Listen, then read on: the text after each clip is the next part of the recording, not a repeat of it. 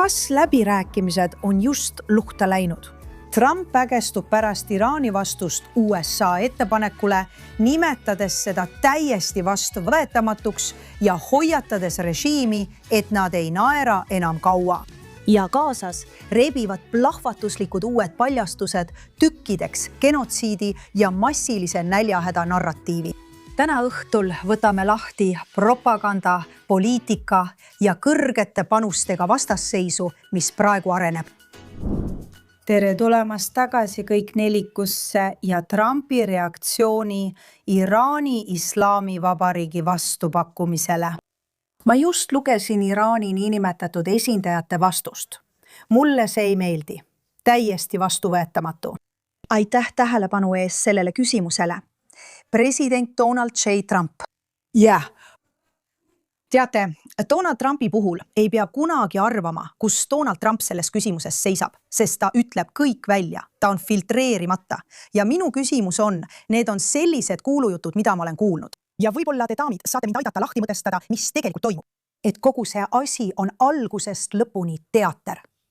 Pole päris ettepanekut ega ka päris vastupakkumist. Ja kogu see asi ongi selline tants, kuni, ma ei tea, me ootame, ostame aega, et Iraan saaks edasi laguneda. Režiim jätkab lagunemist. Tõeliselt raske majandusliku surve all. Kas see on Trump, kes mängib nendega nii, nagu nemad on mänginud kõigiga? Ma mõtlen, tal oli veel üks säuts, veel üks tsitaat. 47 aastat on iraanlased meid ninapidi vedanud. Ta ei eksi. Hoidnud meid ootamas, tapnud meie inimesi oma teeäärsete pommidega, hävitanud proteste ja hiljuti tapnud 42 000 süütut relvastamata meeleavaldajat ning naernud meie nüüd taas suure riigi üle. Nad ei naera enam kaua. Kas see on lihtsalt järjekordne Trumpi retoorika või arvad, et see hakkab kuhugi välja jõudma? Ma mõtlen, praegu on seda tõesti raske öelda. Muidugi on vandenõuteooria olnud see, et Trumpil on algusest peale olnud mingi suur plaan, suur skeem. Donald Trumpi tõelised pooldajad on selles olnud algusest peale väga kindlameelsed. Nii iraanlased kui mitte-iraanlased, mis on päris huvitav. Aga ma arvan, et see on positiivne samm. Mul on hea meel näha, et ta nimetas neid esindajateks jutumärkides, sest täpselt seda nad ongi. Need ei ole Iraani rahva legitiimsed esindajad. See on illegitiimne režiim. Ja see on tegelikult vastupidine sellele, mida nägime Trumpilt vaid mõned nädalad tagasi, kui ta kommenteeris, et režiimi muutus on toimunud, mis kahjuks ei vasta tõele, vähemalt veel mitte. Aga tead, ma arvan, et see on samm õiges suunas. Mis edasi saab, on aga tõesti igaühe arvata. Ma arvan, et mingil hetkel pöördume tõenäoliselt konflikti juurde tagasi. Aga milline see välja näeb, seda me lihtsalt veel ei tea. Ma olen täiesti nõus ja kuulujutt, mida ma kuulsin, oli see, et tegelikult pole kellegagi rääkida või nad ei tea isegi, kellega nad räägivad. Rohan, sul on siin Lähis-Idas kõrv vastu maad. Mida sa arvad, mis toimub Islamivabariigi poolelt? Mida sa arvad, mida nad praegu teevad? Lihtsalt ootavad, palvetavad mingisuguse ellujäämise eest ja loodavad, et nad kuidagi, ma ei tea, tulevad sellest välja. Ma arvan, et nad ootasid, et Mustar Barkhana ärkaks üles. Ja see papist juht, Kajatollah, ei ärka. Ma ei tea, mis juhtuma hakkab. Ma olen Emiliga nõus. Me ei tea, kuidas see välja hakkab nägema. Ma sooviksin, et režiim oleks juba eile kukutatud, aga see on keeruline. Iraan on tohutu. See on umbes 9 korda suurem kui Prantsusmaa ja seal elab 90 miljonit iraanlast. Paljud neist toetavad režiimi. Isegi kui 10 miljonit inimest toetab režiimi, on see väga palju. Sellist režiimi on raske kukutada. Sellepärast me vajame iraanlasi, kes läheksid režiimi vastu üle, sest nemad saavad anda teavet. Kas neid on piisavalt? Ma ei tea. Meil on vaja, et erinevad osad ja fraktsioonid Iraanis ühineksid, kui nad tõesti tahavad sellest õelast apokalüptilisest inimrühmast vabaneda. Kas see on lihtne? Ei. Kas meil on vaja vägesid koha peale? Tõenäoliselt. Kas iisraellased ja ameeriklased saavad sellega hakkama? Ma mäletan, kui Iisraeli hävitajad esimest korda Iraanis sihtmärke pommitasid, olin üllatunud, et Iisraeli armastavad iraanlased olid solvunud. Nad tundsid end alandatuna. Nad mõtlesid, meie riiki pommitatakse. Meil on seal sugulased. See oli huvitav vaadata, aga nad võtsid seda isiklikult. Kuidas sa tahaksid, et režiim kaoks? See pole nii lihtne. Ei, sul on täiesti õigus. Ma mõtlen, et ma ei kuulnud eriti palju selliseid hääli. Ja tegelikult on inimesed Iraanis, nii palju kui mina aru saan, mures, et pommitamine lõppes. Nad on pahased, nad on pettunud. Nad palvetavad, et Trump viiks töö lõpuni, et Bibi viiks töö lõpuni. Ja rääkides Bibi Shoshanast, ta andis paar päeva tagasi 60 minuti intervjuu, kus temalt küsiti väga häid küsimusi. Ja nad küsisid temalt hästi, mis on Iraanis veel teha. Ja siin oli tema reaktsioon. Ma arvan, et see saavutas palju, kuid see pole veel läbi, sest tuumamaterjali on endiselt alles. Rikastatud uraan, mis tuleb Iraanist välja viia. Endiselt on rikastamisrajatised, mis tuleb demonteerida. Endiselt on Iraani toetatud rühmitusi, on ballistilisi rakette, mida nad ikka veel tahavad toota. Nüüd oleme suure osa sellest kahandanud, aga see kõik on endiselt olemas ja tööd on veel teha. Kuidas te kujutate ette, et kõrgelt rikastatud uraan Iraanist eemaldatakse? Lähed sisse ja viid selle välja. Millega? Iisraeli eriüksustega, Ameerika Ühendriikide eriüksustega? Ma ei hakka sõjalistest vahenditest rääkima, aga mida president Trump mulle ütles oli, ma tahan sinna sisse minna.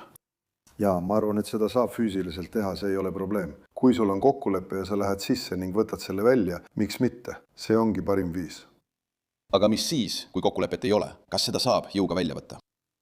Sa hakkad mulle neid küsimusi esitama, ma hakkan neist kõrvale hiilima, sest ma ei hakka rääkima meie sõjalistest võimalustest, plaanidest ega millesti sellisest. Tegelikult arvan, et see on Netanyahu väga avameelne intervjuu. Sest mõnikord ta ka ei ole, muidugi mitte Trumpi tasemel, aga temas on ka natuke hooplemist. Ja mulle tundus, et see oli väga ehe intervjuu, kui ta põhimõtteliselt ütles, et meil on veel pikk tee minna. See on see, mida me peame tegema. See on endiselt väga suur väljakutse. Jah. Ma arvan, et me ei tea enamikust sellest, mis toimub. 90% jääb varjatuks. See on nagu jäämägi, sa näed ainult selle tippu. Ja. Ma arvan, et see ja Trump, see kõik on üks suur pettemäng. Vaadake, mida ma teen, ärge vaadake mind. Vaadake, mis siin toimub, üritatakse kaarti leida, aga tegelikult peaks vaatama inimest, kes päriselt mängu mängib. Mitte, et ma arvaks, et me saame lihtsalt vaadates aru, aga selle asja puhul ma loobusin proovimast aru saada, mis toimub. Ma ei usu hetkekski, et me saame teada enne, kui alles aastate pärast. Kuulge, meil oli baas Iraagis. Ja, ma mõtlesin, et muidugi meil oli. Kuulge, me ei saa midagi teada enne kui palju hiljem. Keegi kirjutab sellest raamatu ja siis me oleme nagu wow. Need iisraellased. See on hämmastav, sest ausalt öeldes nad räägivad sulle ainult seda, millega neil on väga mugav, et kogu maailm teaks. Nad ei hatu kunagi, see on muidugi nii. Ma mõtlen, see on selge. Aga ma arvasin lihtsalt, et see oli temast väga avameelne öelda, et vaata päeva lõpuks peame me ikkagi sinna sisse minema ja uraani kätte saama. Jah. Ühel või teisel viisil see ongi see, mis peab juhtuma. Ja ma olen kindel, et nii USA kui ka Iisrael töötavad välja erinevaid varuplaanide otsa. Täpselt samamoodi nagu islamirežiim teeb, kui asi puudutab seda kõrgelt rikastatud uraani. Kui nad oleksid vaid varuplaanide otsa välja töötanud enne kogu seda segadust. Aga see on juba hoopis teine teema. Mul oli samuti hea meel näha, et ta tõi esile käsilasrühmituste teema, sest ma arvan, et see on tohutu piirkondlik probleem, mille tõsidusest lääs tegelikult aru ei saa. Ja ma tahtsin tegelikult sinu arvamust selle kohta kuulda, sest sa oled nii tihedalt seotud Liibanoni ja Süüriaga ning kõige sellega, mis toimub just Levandis ja kogu piirkonnas. Ja muidugi nägime, kuidas Islamivabariik ründas jõhkralt Araabia Ühendemiraate, tabas Katari ja isegi Ühendkuningriigi laeva viimastel päevadel. Mis on siis arvamus? Millised on Araabia maailma seisukohad? Mida me nende läbirääkimiste suhtes näeme? Nad on sama pettunud kui Iraani rahvas, sest nad kardavad, et seda ei jätku. Seda öeldes, teades mõlema poole olukorda, ma ei usu, et Araabia maailm mõistab, mida see sõda iisraellastele maksma läheb. Ja. Sest nad sõdivad sõna otseses mõttes teie eest. Ja nad teavad seda. Nad ei saada oma lapsi Iraani, jumal hoidku. Nad loodavad Iisraeli peale, mitte USA peale, vaid Iisraeli peale, et töö lõpule viia. Aga nad saavad aru, et kui see juhtub, kui Iraani režiim kukutatakse, saavad nad Hezbollast lahti. Nad saavad Iraagis kergemini hingata. kui ma läksin Kurdistani Erbilisse Iraagis, öeldi mulle, et kui Iraani režiim kukutatakse, siis me tervitame iisraellasi. Me tervitame juute, me tervitame kõiki, meil tuleb majanduslik õitseng, nad saavad kõige olulisemast aru, nad mõistavad. Lääs on see, keda see ei huvita. Ma mõtlen, ma ei saaks sinuga rohkem nõustuda, aga ka Araabia Ühendemiraadid seekord. Jah, ja isegi eelmisel nädalal on neid esimest korda nii avalikult rünnatud. Neid on varem rünnatud käsilasrühmituste kaudu. Ei saa öelda, et neil poleks olnud konflikte, aga midagi sellist pole varem olnud. Aga miks Araabia Ühendemiraate karistatakse? Täpselt. Miks? Nad reetsid. Nad lahkusid. Jah, Iisraeli vihkamise ühtsus Lähis-Idas. Nad reetsid panarabistliku, panislamistliku agenda. Kuidas nad julgesid? Jah. Nii et nad võtavad rohkem PT-d kui Iisrael. Nad tõesti võtavad. Aga mis pagan toimub Saudi Araabiaga? Kas keegi võiks mulle selgitada, miks nad Trumpi suhtes meelt muudavad? Ühel hetkel ei taha nad sõda, järgmisel hetkel tahavad töö lõpuni viia. Nüüd järgmisel hetkel ütlevad nad, et Trumpil pole mingit strateegiat. See on juhuslik. Ma ei saa üldse aru. Miks? Sest kui sa vaatad seda väljaspoolt ja näed Trumpi avaldusi ja tegusid, siis äkilist meelemuutust, relvarahu väljakuulutamist ja siis tagasi läbirääkimistele minemist inimestega, keda ta ideoloogiliselt tegelikult ei mõista läbirääkimiste mõttes. Miks ma peaksin täielikult usaldama Ameerika Ühendriike, et nad mind toetaksid? Noh, kes seal on? Millised on nende valikud? Ta üritab mängida mõlemal poolel. Seda ta teebki. Nad üritavad end kaitsta. Jah, õiglane küll. Nad üritavad end kaitsta. Sul on õigus. Aga ikkagi ma ei tea, kellega ta Iraani Islamivabariigis räägib. Hiinaga, jah. Ja see on tõesti huvitav, sest Trump läheb Hiinasse, ma arvan, järgmisel nädalal või paari nädala pärast. Ja ma arvan, et ta lootis teha nii, et ta ütleb, vaadake, mul on Iraan Hormusi väinas, nüüd jätke Taiwan rahule. Teate küll, see suur ülemaailmne malemäng. Ja kuidas me need nupud paika saame? Mis on minu arvates väga huvitav, et me kõik näeme oma reaalsust kui Lähis-Ida reaalsust. Aga ma arvan, et toimub palju suurem mäng USA, Hiina ja selle vahel, kes lõpuks võidab. Jah, aga nad kõik kasutavad meid ära. Haina! Venemaa. Nad on kõik väga-väga õnnelikud, et tähelepanu meie peal. Nad ütlevad, et meie juhime kõiki teisi. Ja kui tegelikult teevad osamist teiste tööd. Muidugi. Jah, muidugi. Ja see on tõesti uskumatu. Aga mis on isegi natuke masendavam? Lõpetame ka selle mõtte. Ja ma arvan, et osa põhjusest, miks inimesed ei taha, et Iisrael ja Ameerika võidaksid, on see, et nad teavad, mis piirkonnas juhtuks, kui Iraan oleks vaba. See saab olema täiesti teistsugune maailm. Ja ma arvan, et Lähis-Idal on potentsiaal saada suurvõimuks. Oh jah, absoluutselt. Miks mitte? Tehisintellekti. Ja selle tõttu, et me asume Hiina ja Ameerika vahel, arvan ma kindlasti, et see piirkond võiks olla juhtiv maailma regioon. Ja ma arvan, et just seda need tusased inimesed ei taha. Nad ei taha, et Iisrael oleks tehnoloogia liider vabas Lähis-Idas uues tulevikus.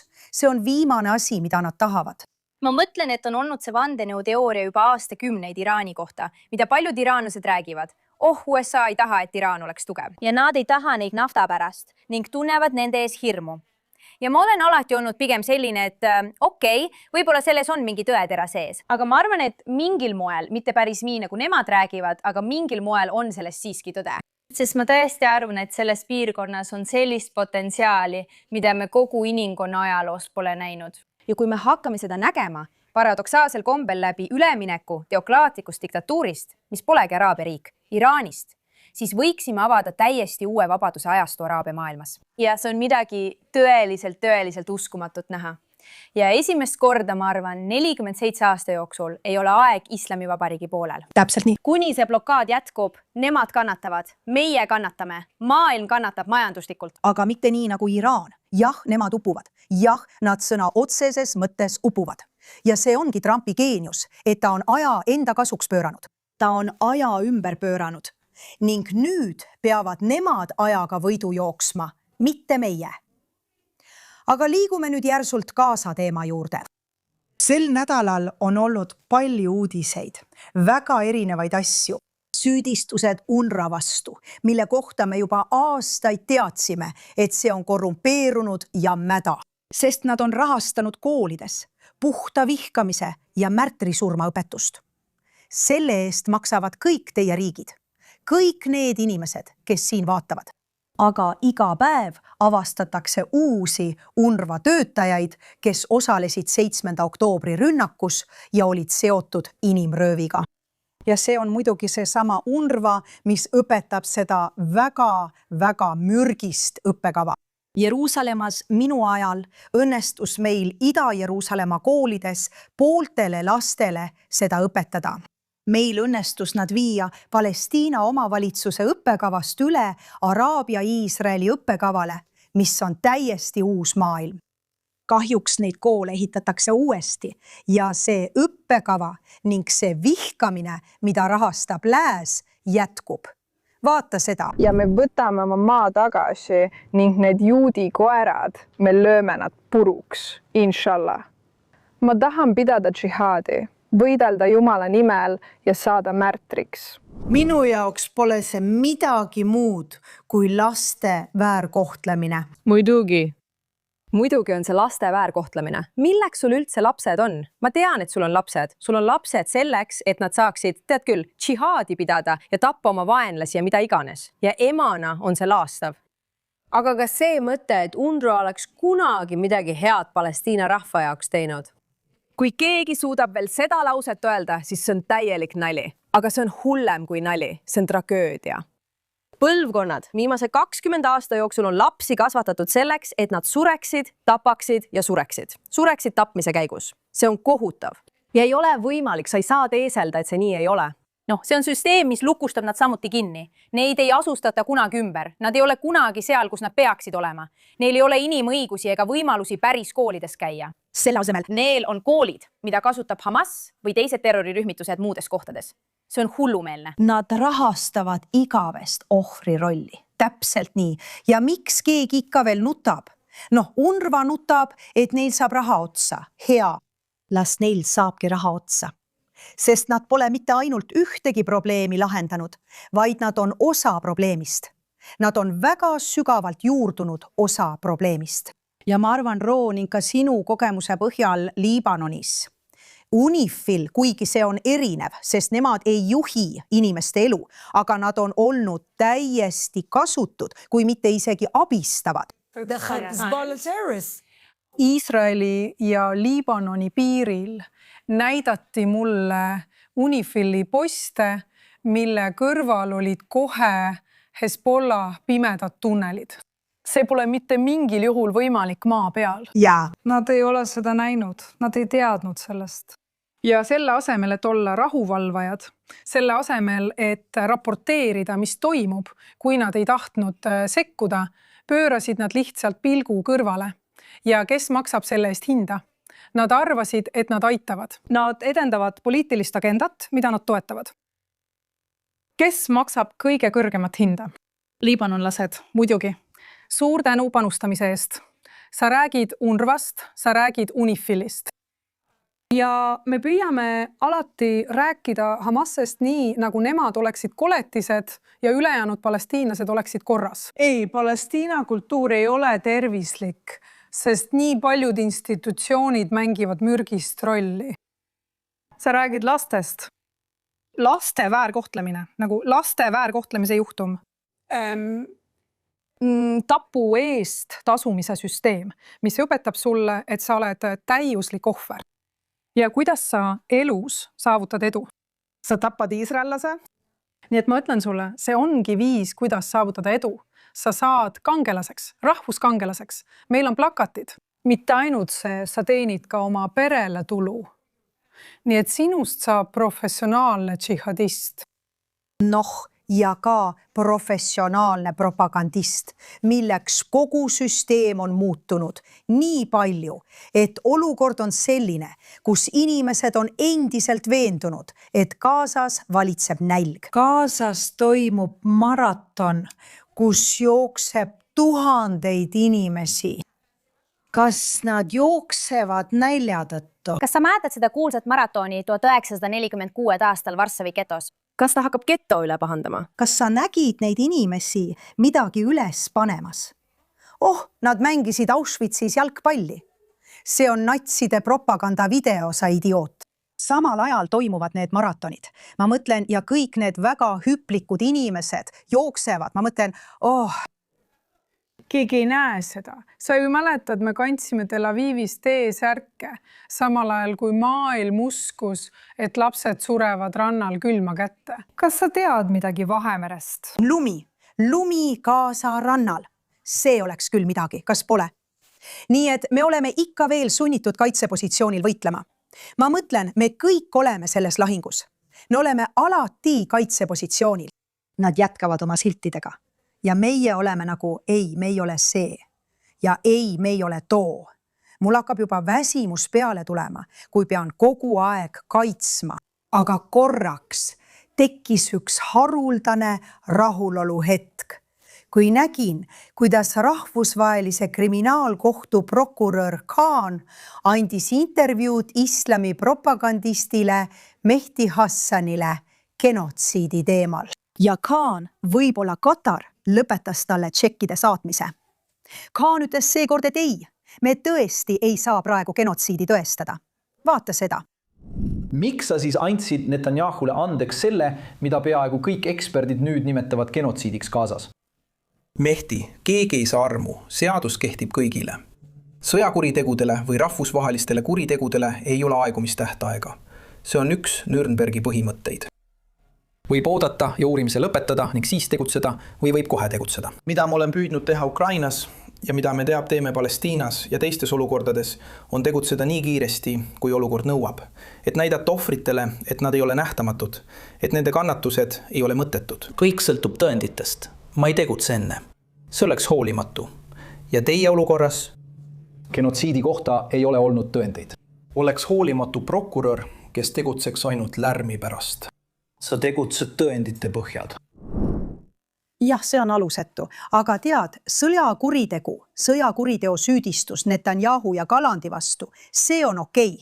Millistes sõjakuritegudes neid süüdistatakse? Ma arvan, et ta on teinud kannapöörde omaenda pärast. Ta on väidetav seksuaalkiskja. Ta on väidetav seksuaalkiskja. Samuti tuli välja, et oli väiteid, et Katar ütles talle, lihtsalt anna välja vahistamismääruse Tiibi ja Galandi kohta ja me katame su kulud. Ja see lihtsalt, ma mõtlen, see on kuulujutt. See on oletuslik. Ma ei tea, kas see juhtus. Loomulikult ta eitab seda. Aga see oli väike hetk. Haruldane rahulolupala, kui vaatasin Mehdi Hassani. Frustreeritud. Jah, ma mõtlen, et isegi mees, kes tegelikult sai Netanyahu vastu vahistamismääruse, ei ütle, et see on genotsiid. Sest, daamid ja härrad, see ei ole seda. Sest pole olemas genotsiidi, kus lõpus on rohkem inimesi kui alguses. Ja kindlasti mitte inimesi, kes pidutsevad ja jooksevad maratone. Ja see ongi see düstoopia, milles me kõik elame, et maailm on selle vale alla neelanud, sest ööpäev läbi ongi neile seda ette söödetud. Ja on väga lihtne süüdistada juute, kui su elu on kehv. Igatahes nii on. Tead miks? Sest neid toidavad Pulitzeri-preemia võitnud fotograafid, kes ütlevad, kas saaksid selle vaese haige lapse niimoodi hoida ja lihtsalt seda öelda?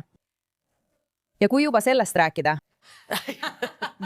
Sa rikud ära minu nädala lurjust, kellest räägime kohe varsti. Aga jah, täiesti nõus. Kogu maailm on olnud kureeritud teatrietendus uute veresüüdistuste jaoks selles ajastus. Ja inimesed on täielikult ajupestud.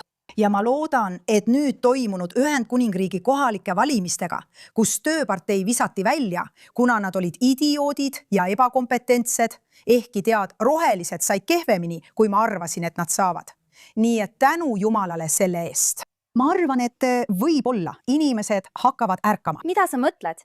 Inimesed ei tahtnud hääletada Zach Polanski poolt, et tema psühhosauruse abil oma rindu suuremaks teha. Psühhoosi jõud.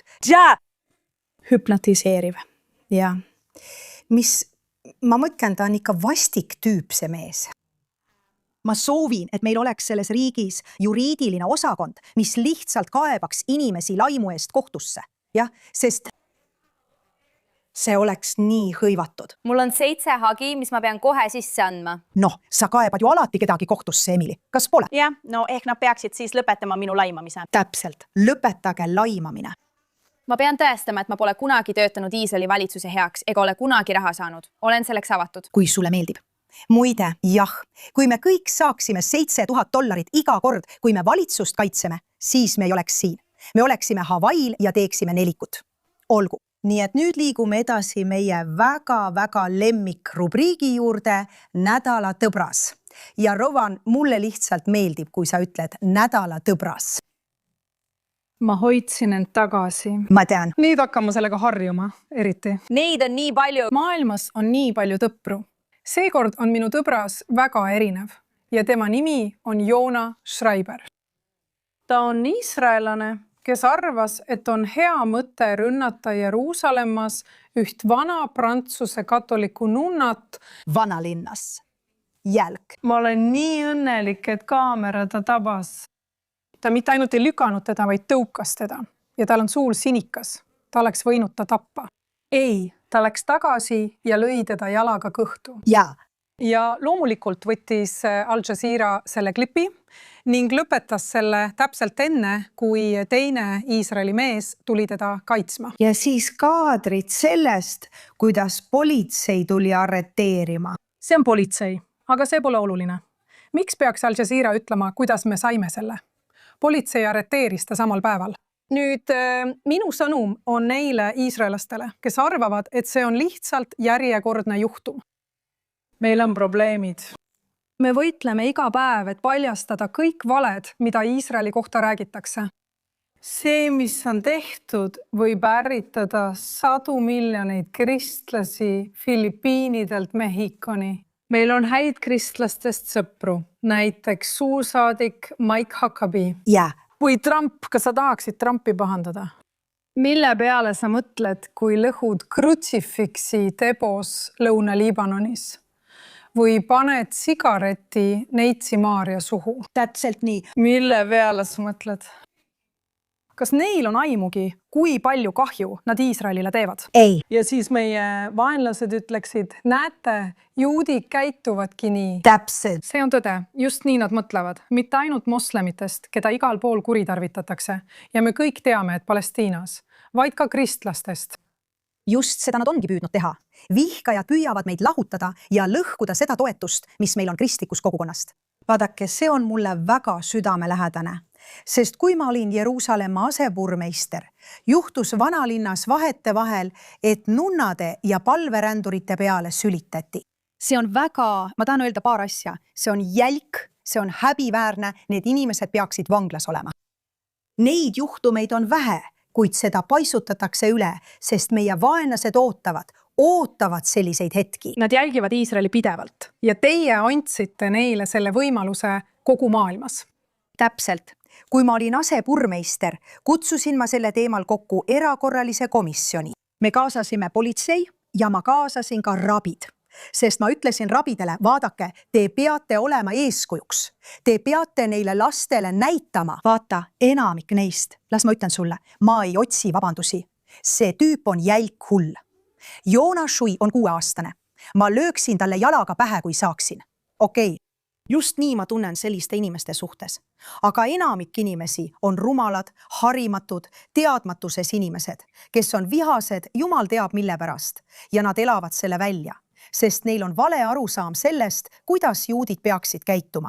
Nii et me tegime kampaania koos rabidega. Me käisime kõigi rabide juures ja ütlesime, et kuulge, te peate selle vastu sõna võtma. Ja me hakkasimegi seda tegema. Ja meil õnnestus poole võrra vähendada neid idioote, kes käivad ringi ja sülitavad. Miks? Sest kui rabid hakkasid seda tõsiselt võtma, hakkas ka politsei seda tõsiselt võtma. Ja kui politsei võtab seda tõsiselt, siis näed kedagi 2 päeva vanglas sülitamise eest. Kas sa siis enam sülitad? Ja see mees peaks saama raskendatud süüdistuse, see on raskendatud rünnak, ta ei peaks 2 aastat välja tulema. Ja siis sa mõtled selle peale, see on vihakuritegu. See on vihakuritegu, see on jälk. Ja armee peaks rohkem tegema, et distsiplineerida või vähemalt harida sõdureid.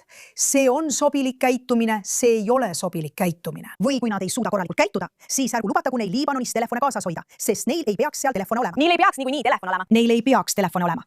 Ja nad ei tohiks midagi sellist teha. Mul on hea meel, et sa selle teema tõstatasid. Me peame selle hukka mõistma. Tavalised inimesed peavad selle hukka mõistma. jah, see on väike asi, aga jätab väga halva mulje. Nii et välisminister nimetas ametisse George Tieki, kristlasest araablase. Sind. Ta on mees. Ja ta korraldab juba ka töötubasid sõjaväele. Hea. Lihtsalt selleks, et teadlikkust tõsta. George tuleb taas.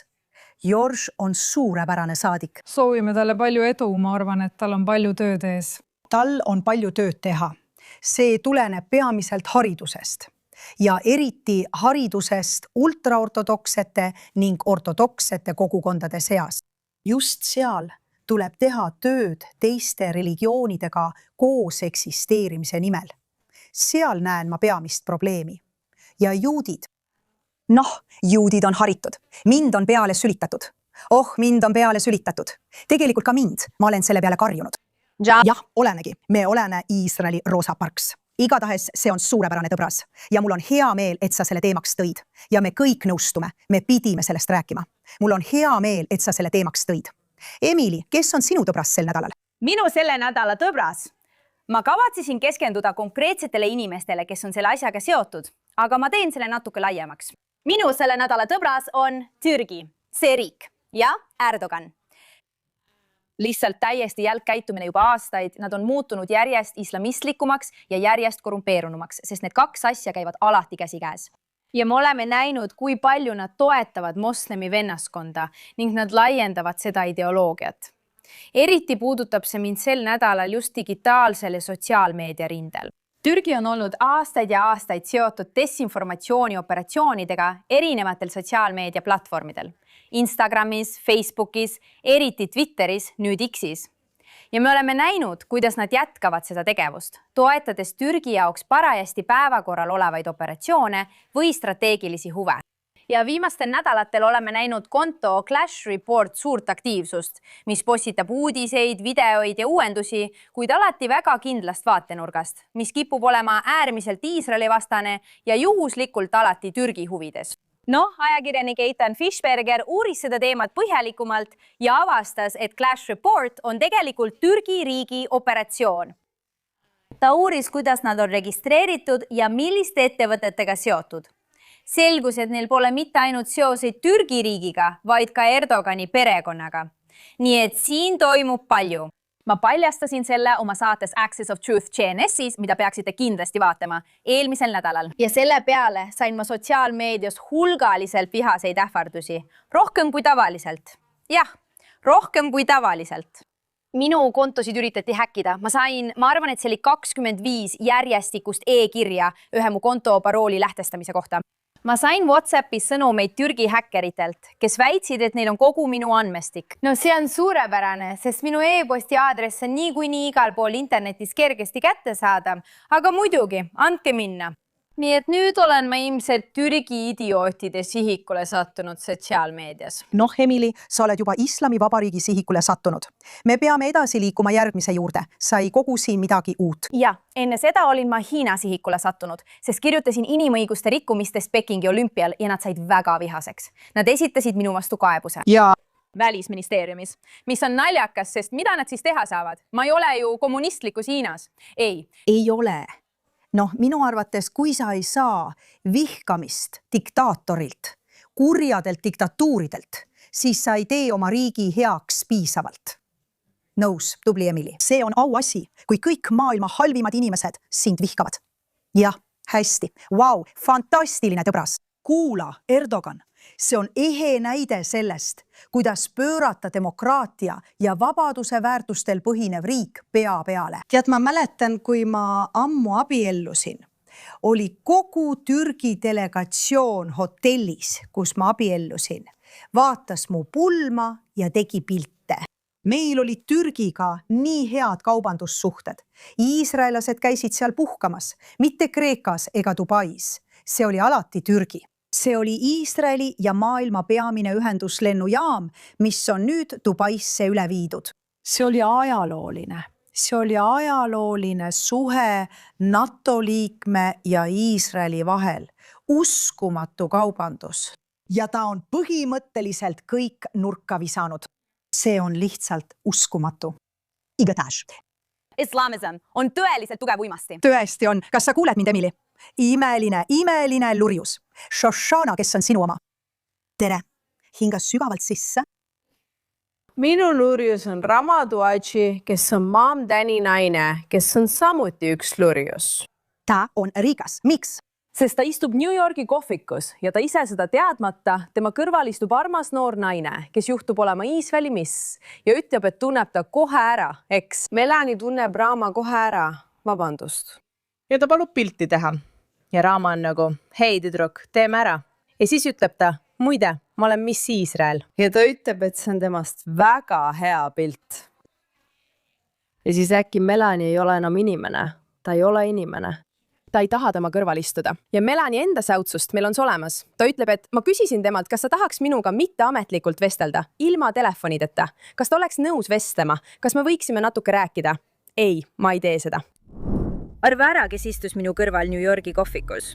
Mitte keegi muu kui Zohran Mamdani naine, Ramaduvachi. Seesama Ramaduvachi, kes postitas mitte väga ammu kohutavalt antisemiitlikke, Iisraeli vastaseid ja terrorismi toetavaid asju ning vabandas selle eest.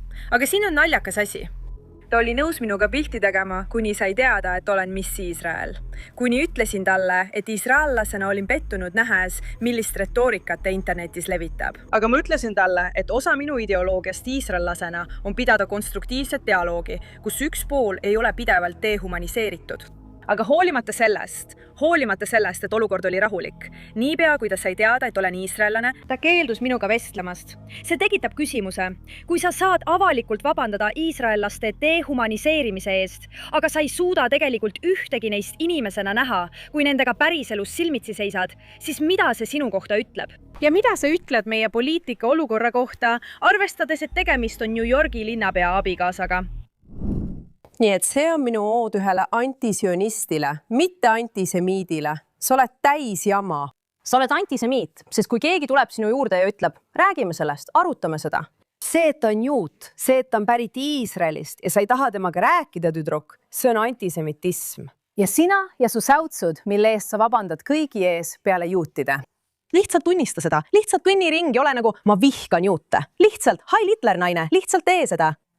Sul on meil palju aega, sa oled alles 28-aastane. Jah, ma mõtlen täiesti nõus. Ta ei ole mitte ainult antisemiit, vaid ka rassist. Ja ta jagas kogu seda 7. oktoobri ülistavat teksti, loomulikult. Ta on jälginimene, kes on abielus teise jälginimesega. Ma ei jõua ära oodata, kuidas see välja kukub. Kahju, et teda ei saa välja saata. Jah, kas ei saa või? Ei, ma mõtlen, ta on kodanik. Ta on kodanik. Aga Mahmoud Khadiel on lõpuks ometi. Ei, oota korraks. Mis tema juhtumiga juhtus? Sest ta ikka veel ootab. Ei. Nemad teevad lõplik otsuse. Föderaalne? Ja, kuhu see läheb? Isegi föderaalne. Algeria. Ma ei tea millal, ma ei tea, mis ajakava on, aga see oli viimane raport. Jah. Me ei jõua seda ära oodata. Kui see tõesti juhtub ja meil on need stseenid, siis ma luban, et toon kohtusse pudeli šampanjat ja natuke baklavat. Teeme nii, nagu Joosepile meeldib teha. Olgu.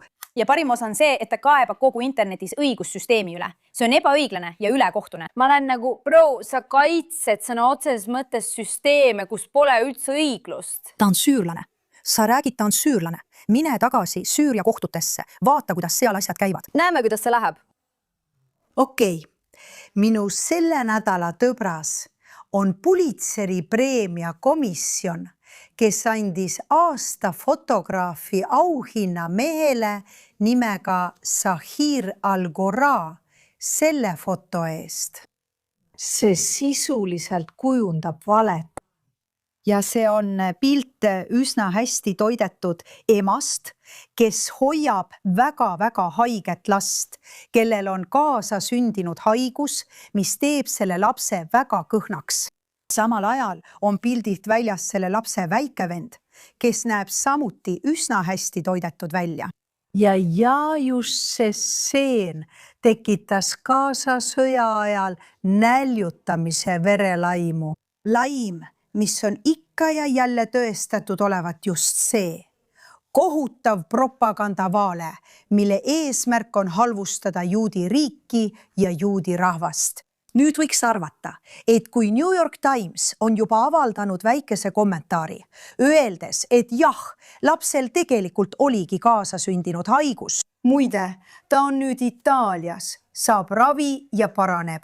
Ja ei, see polnud nälgimine, sest kui keegi midagi teab, siis seda, et emana toidad sa alati kõigepealt oma last. Just seda emad teevadki. Sul ei saa olla hästi toidetud ema ja nälgiv last. Seda pole olemas. Eks, seda pole olemas. Ja kui sa seda stseeni näed, siis tead, et see oli vale. Photoshopitud, pandud New York Timesi esiküljele. New York Times lisab siis väikese märkuse, muide, sosinal. Ta oli ja siis annate aasta foto auhinna sisuliselt kureeritud Bollywoodi valele. Teete üllatuse, kuhu on kaasatud akadeemikud ja ajakirjanikud.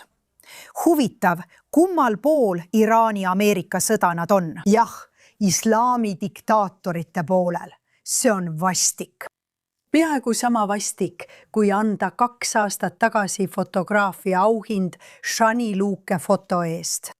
Seoti kinni surnud, mõrvatud veoauto tagaosas, alasti surnud veoauto tagaosas Gazas 7. oktoobril. See sai aasta fototiitli. Te jälgid inimesed. Ja nüüd saab see aasta fototiitli selle eest, et on aasta suurim vale. Ma ei tea enam, mida öelda. Te ei vahenda uudiseid. Teid ei huvita uudised. Teid ei huvita ausus. Teid ei huvita ehtne kajastus. Teid huvitab propaganda. Te kõik olete nüüd muutunud liivahiirteks. Häbi teile. Ühel päeval kirjutatakse raamat akadeemilise maailma ja meedia moraalsest allakäigust. Ja teie, Pulitzeri preemia komitee, olete selle jälestusväärse moraalse allakäigu esirinnas. Te olete minu jaoks selle nädala tõprad. Ei, see lihtsalt tapab mind. Sul on täiesti õigus. Iga sõna. See on ajakirjanduse valdkonna häbiplekk. See on piinlik. Nagu unusta ära, kas sulle meeldib Iisrael või ei meeldi. Vahet pole. Mind ei huvita, millised on su poliitilised vaated. Aga võtta institutsioon, mis peaks olema erapooletu ja mitte ainult ignoreerida olukorda, vaid aktiivselt edendada inimesi, kes avalikkust petavad. Ja. Kuidas on võimalik seda ajakirjanduslikult õigustada? Ma lihtsalt ei saa sellest aru. Ma ei mõista seda. See ei ole nii hea foto. Ma mõtlen, et ei. Nad näitasid seda fotot. Nad tegid sellest peaaegu nagu maali. See oli väga manipuleeriv. Muidugi oli. See oli sisuliselt propaganda. Kui tahad anda auhinna manipuleerimise eest, see oleks asjakohane. Ma tead, mis... Võltsuudisfoto. Ma ütleksin, loome selle. Me peaksime seda tegema. Mul tuli just suurepärane idee. See kraan on... Ei, loome Goebbelsi propaganda auhinna. Mulle meeldib see. Palun väga. See saab siiski raske olema. Nominatsioone on nii palju. Vaata ette. Me teeme seda saates Goebbelsi propaganda auhind. Jätke oma nominatsioonid kommentaaridesse. Jätke oma nominatsioonid kommentaaridesse, sest see on lihtsalt nii naeruväärne. Aga ma tahan midagi öelda. On tõesti oluline sellele tähelepanu juhtida. On väga oluline, et oleks kirjas, et me juhime tähelepanu sellele, et see on propaganda, et see on vale uudis, sest see läheb ajaloolisse arhiivi. Ja noored inimesed muide saavad kogu oma uudised ja kogu info internetist. Pole ühtegi kohta maailmas, kus sina või su lapsed oleksid turvalised, kui neil on telefon käes. See ekraan kujundab propagandaga seda, millised uskumused ja arusaamad sinu lapsel tekivad juutidest, maailmast, läänest ja riigist, kus te praegu elate.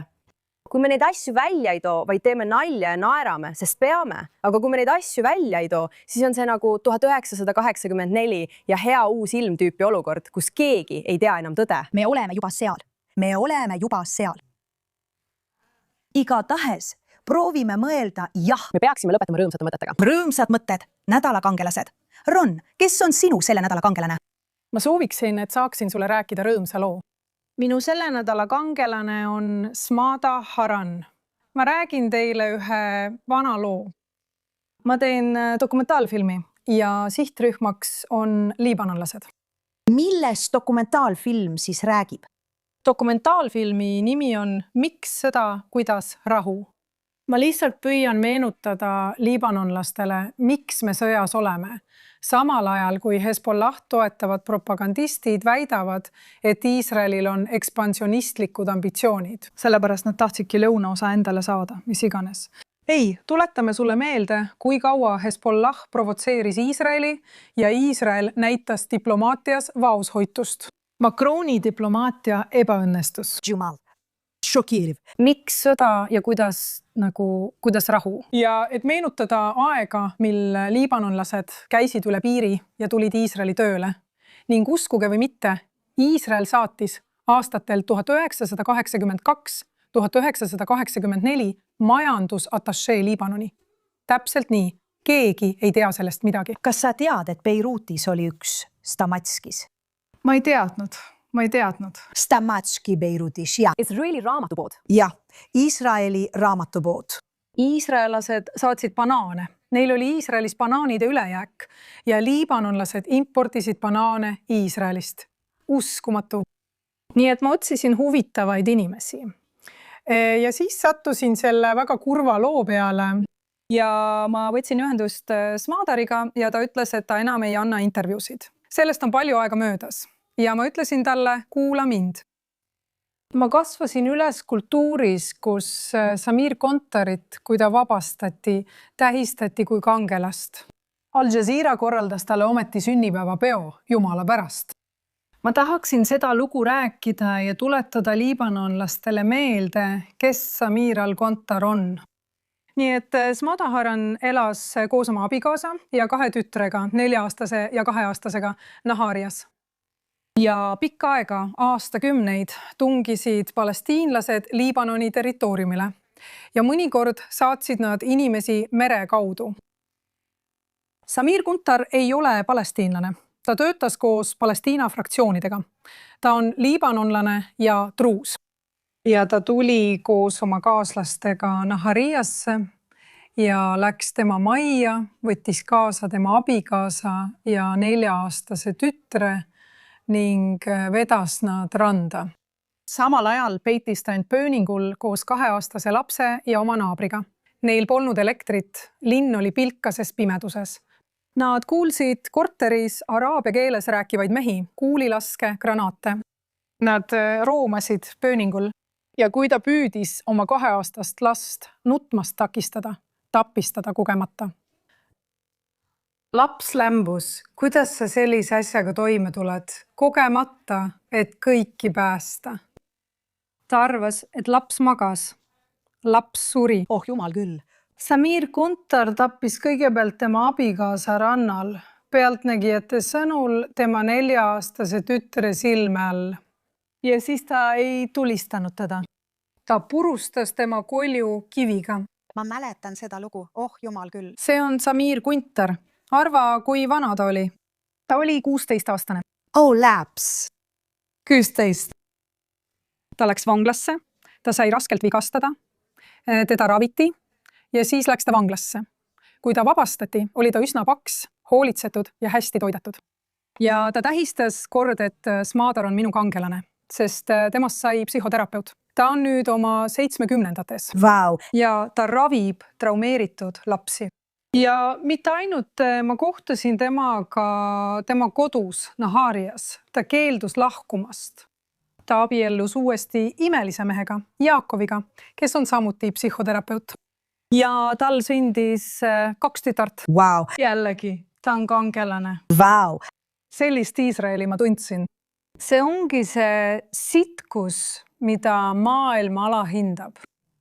Nad usuvad endiselt, et siin maailmas on headust.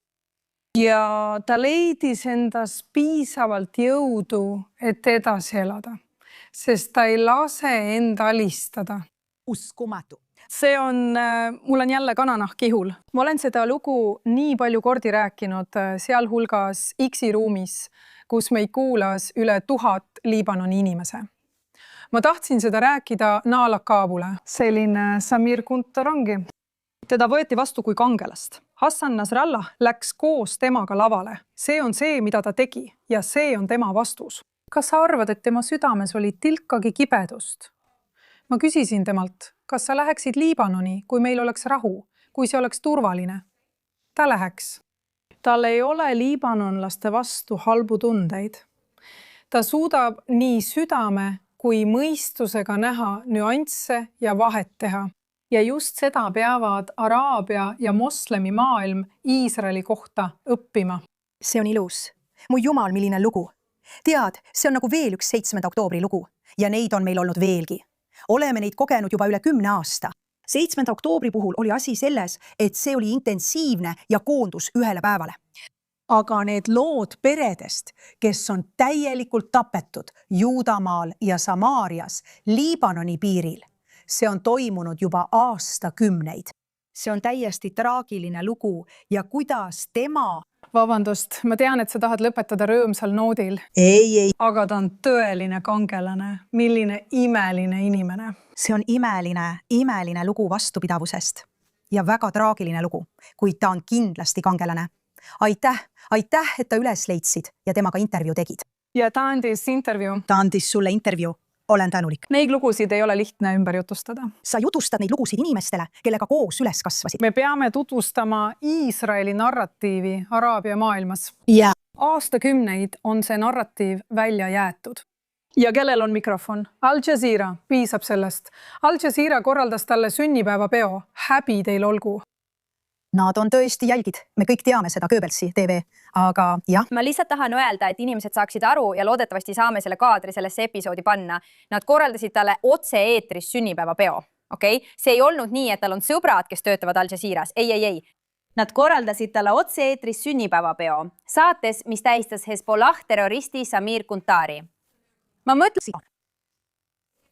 Väikese tüdruku tapmise eest. Me ütleme Hezbollah terrorist. Selgituseks, ta töötas Palestiina relvarühmitusega, aga Hezbollah vabastas ta. Muidugi. Peasekretär, ainus ja ainulaadne, Yashallah, läks koos temaga lavale. Ja ma küsisin paljudelt liibanonlastelt, kas te tegelikult teate, mis... mees on teinud. Ei, nad ei teadnud. Ja nad olid nii šokeeritud. See on väike detail, mis jäi mainimata. Ebaoluline.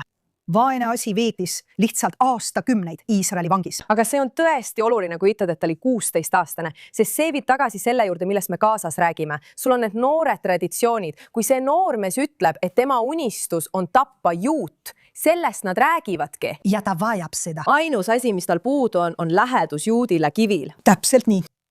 Ja kui inimesed ei mõista selle ja selle loo vahelist seost, siis ma ei tea, kas üldse on lootust. Ma ei saa aru, miks läänes inimesed ei mõista seost, kui teie uudistes laimatakse juudi riiki ööpäev läbi ja antisemitismi tõusu vahel.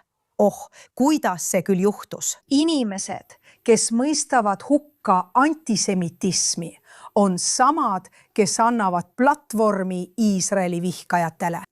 See on omavahel seotud. Ma mõtlen, Emily, kes on sinu selle nädala kangelane? Nii et minu selle nädala kangelane on Iraani aktivist nimega Hossa Eftehari. Ta on aktivist, kes kolis hiljuti Iraanist Euroopasse. Ta oli väga aktiivselt seotud naised eluvabadusprotestidega. Tegelikult on ta üks neist protestijatest, keda tulistati silma. Selle tagajärjel on ta ühest silmast pime. See oli üks taktikaid, mida Iraani revolutsiooniline kaardivägi ja basitšid protestide ajal kasutasid, et eriti noori naisi hirmutada. Nad tulistasid neid meelega silma. Me nägime sama käitumist jaanuaris, nende viimaste protestide ajal, kuid sadu, kui mitte tuhandeid inimesi sai nendel protestilaine ajal niimoodi vigastada. Ja ta on olnud tänavatel protestides islami režiimi vastu, tead küll, kõigi nende meeleavalduste ajal, mida oleme näinud, kus Iraani inimesed seisavad Iisraeli riigi eest, lehvitades solidaarsuse märgiks Iisraeli lippe. Mõni päev tagasi toimus sarnane sündmus. Ja Saksamaalt ilmus kaadrid ühelt Iisraeli vastaselt meeleavalduselt, kus saksa naine kandis keffiat. Ta karjus selle noore Iraani naise peale, kellel oli tol hetkel kaasas ainult Iraani lipp, mitte Iisraeli ega midagi sellist. Karjus tema peale. Ja meil on need kaadrid olemas, nii et me näitame neid, aga kuna see on saksa keeles, siis ma tahan teile lihtsalt ette lugeda, mida ta videos tegelikult ütleb. Sa väärid pimedaks jäämist. Sina inetu Ameerika ja Iisraeli marionett. Lahkus Saksamaalt. Mine Ameerikasse, mine Iisraeli. Väga peen. Ja põhjus, miks ma seda jagasin, on see, et ma tahan, et inimesed mõistaksid, et see ongi see liikumine. Vaba Palestiina liikumine ei ole tegelikult palestiinlaste pärast. Asi ei ole inimõigustes, kindlasti mitte õigluses. See seisneb juudi rahva vastu viha ja vägivalla õhutamises, ükskõik kus nad ka ei oleks. Ja me näeme selle ilmekat näidet selles, kuidas see naine räägib noore Iraani naisega, kes on selgelt väga tõsiselt vigastada saanud, kuna seisis oma riigis islamistliku terrorismi vastu. Ja lihtsalt selle valge saksa naise jultumus öelda seda iraanlannale, kes on tema riigis pagulasena. Ma mõtlen, see on hämmastav. Aga Kossa ja mitte ainult tema, vaid kõigi nende iraanlaste julgus, keda oleme näinud nende jõhkardite, nende barbaarsete jõhkardite vastu seismas Euroopa, Kanada, Austraalia ja Ameerika Ühendriikide tänavatel, on inspireeriv. Ja ma tahan sind julgustada ning öelda, et sa ei ole üksi. Me seisame koos sinuga ja toetame sind siin Iisraelis. Ja sina oled minu selle nädala kangelane. Aamen. Need naised, tead, sa näed neid ikka ja jälle vastamisi nende rumalate, enesepühade, ajupestud idiootidega öeldes, te ei tea, mida mina olen kogenud. Te ei tea isegi, kelle eest te seisate. On inspireeriv seda vaadata. On lihtsalt uskumatu, et me oleme olukorras, kus nad peavad seda tegema, et üldse neile oma kogemusest rääkida. Ja ilmselt neid õnnetuid sinipealisi idioote enam pole. Muide, jultumus on suurepärane sõna. Ma arvan, et nii peakski neid valgeid naisi kutsuma. See peaks olema nende uus nimi. Jultumus. Jultumus. Või hutspan. Ei, jultumus. Aga nad ei saa aru. Abaanil on positiivne tähendus. See pole üldse positiivne. See on eneseõigustav jaama. Ma ei suuda kirjutada. See ongi moraalne nartsissism. Need sõnad. Jultumus on liiga positiivne. Olgu, Shoshana, kes on sinu kangelane? Mind pole kunagi süüdistatud selles, et olen liiga positiivne. Minu kangelane on tegelikult minu lurjuse vastand, Melanie Shiraz, Miss Iisrael, sest selle loo teine pool on naine, kes ütleb, ma tean, et sa rõõmustasid minu rahva surmade üle. Ma tean, et sa oled kutsunud üles veelgi rohkemate minu rahva surmadele ja ma tean, et sa pead mind kuradiks, aga ma olen siiski valmis sinuga istuma ja rääkima. Ja see ongi nende kahe naise vahe. See ongi erinevus, mitte ainult nende kahe naise vahel. See ongi selle erinevus. Kogu konflikt. Täpselt, see ongi kogu konflikt. Melanie, jah, ta on vapper naine. Ma intervjeerisin teda kohtuintervjuude jaoks. Emily intervjeeris teda samuti. Ja tead, inimesed unustavad, aga ta läbis põrgu Miss Universumi võistluse ajal, kui niinimetatud Miss Palestiina. Ümber oli spetsiaalselt kokku pandud kaamerameeskond, kes ootas ainult, et ta läheks. Ja siis nad tegid selle pildi. Ja see pilt läks viraalseks. Ja nad ütlesid, vaadake, mis Iisrael vaatab, mis Palestiina poole viltu. Ja see kõik oli lavastatud. Kõik pälihuud, kõik propaganda. Ja ta pidi selle kõik läbi elama. Ja see läks väga viraalseks. Nii et ta on vapper ja tugev naine, Melanie. Ja jah, me kutsume ta tagasi. See on hullumeelne, et see oligi see lugu. See ongi see lugu. Kui Breili Palestiina ise, ma ei mäleta tema nime, aga ta oli ikka tõeline tegelane. See ongi tema. Ta on seotud terroristidega. Ta on olnud Barghouti perekonnas. Ta on Barghouti minija. Jah, see, kes on vangis 4 mõrva eest. Jah, just see. Igatahes tal oli terve meeskond ümber, kes lihtsalt ootas. Nad korraldasid kogu asja. Nad panid ta teise naise selja taha ja lihtsalt ootasid, et Melanie läheks. Ja nad sõna otseses mõttes, tead mis Will, tead kui meist valitakse halb kaader. Nad lihtsalt ootasid. Jaa. Nad jälitasid teda. Sa ütled, et see on nagu Bollywood. Kas sa seda mõtledki? Siin on üks läbiv teema. Hästi. Natuke nagu Roni lugu vaprusest ja vastupidavusest. Minu selle nädala kangelane on minu sõbranna Rahel Goldberg-Polin, kes kirjutas New York Timesi menuki nimega Kui ma sind jälle näen Hershist. Tema poeg, kes kahjuks rööviti 7. oktoobril, kaotas oma käe. Ta oli vangistuses üle aasta või võib-olla veidi alla aasta. Ja teda koheldi jõhkralt. Ta mõrvati jõhkralt koos 5 teise pantvangiga ühes tunnelis. 2024 aasta augusti lõpus või septembris. Ja tead, Rahel on keegi, keda olen aastaid tundnud. Meie lapsed on sõbrad ja nad käisid koos lasteaias. Ta oli alati terane ja inspireeriv naine. Ta oli õpetaja. Ta õpetas juudi õpinguid. Ja ta räägib oma raamatus, kuidas tal oli väga beež elu. soe beež elu. Teisisõnu, ta lihtsalt elas oma elu, oli ema ja juudi õpingute õpetaja. Ja see sundis teda aktivistiks hakkama, reisima üle maailma, et proovida oma poega päästa. Ning tervenemine, millele ta on pühendunud ja head, mida ta teeb. Ja põhjus, miks Rachel on minu kangelane, on see, et ma arvan, et ta on ilmselt üks väheseid hääli tänapäeval, kes on suutnud jääda apoliitiliseks ja ületada lõhesid, et jõuda inimeste südamesse ja hinge. Ma ei usu, ma mõtlen, sul võib olla palju vihkajaid, aga kui ta räägib oma poja kaotuse valust, siis ta räägib sellest universaalsel viisil. Ta ei alaväärista teisi inimesi teistest riikidest ega isegi teistest religioonidest, kes on kaotanud oma lapsi ja tunnevad selle valu. Ja ma arvan, et ta tõesti jõuab inimesteni. Mul on alati tunne, et me kuulutame juba veendunutele. Ja ma arvan, et Rachel selle raamatuga oma uskumatult ainulaadse häälega, mis on lihtsalt nii inspireeriv, vaimne, filosoofiline, tõeline hääl, nii inimlik. Nagu üks juhtivaid mõtteliidreid juudi maailmas. Ja viies selle New York Timesi esikohale, tead selles kroonikas oma poja kaotamisest ja sellest valust. Tead, ma käisin Herscheli bar mitzval ja ma mäletan, kui ta pidas oma kõne Herscheli bar mitzval, siis oli see esimene kord, kui ma mõtlesin, vau, ta on tõesti hea kõneleja. Ma ei teadnud siis, et 10 aastat hiljem peab ta kasutama seda väga ainulaadset häält, et proovida oma poega vabastada. Ja kahjuks seda ei juhtunudki. Ja nii, Rachel, sa oled meie jaoks kangelane. Sa oled meie rahva jaoks kangelane. Sa oled kangelane kõigile emadele. Ja ma tean, kui raske see on, mida sa teed. Olla esirinnas, reisida mööda maailma ja kui kurnav see sinu ja Johni jaoks peab olema. Aga sa oled kindlasti minu kangelane sel nädalal ja igal nädalal. Aitäh kõige eest, mida sa teed. Ja naised, sellega seoses on nädal möödas, uus nädal ees ja me lihtsalt ei tea, kus me järgmisel nädalal oleme, sest tähtaeg sai läbi. Loodame, et suudame selle rahu jätkumist hoida ja režiimi mitmel erineval moel kukutada. Ja loodame, et halvad inimesed saavad oma kätte selle karma, mida nad väärivad. Ning et meie sõdurid on kaitstud ja vigastatud saavad terveks. Kohtume järgmisel nädalal.